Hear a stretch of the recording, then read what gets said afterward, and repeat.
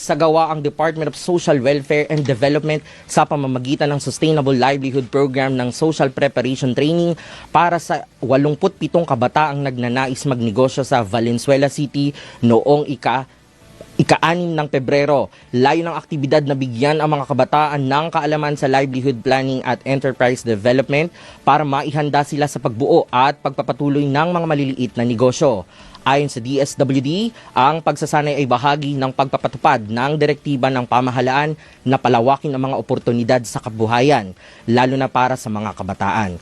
Binigyan diin ng ahensya na mahalaga ang mga ganitong social preparation activity para matiyak na ang mga benepisyaryo ay may tamang kaalaman, kakayahan at handa sa pangmatagalang entrepreneurship at matatag na kabuhayan.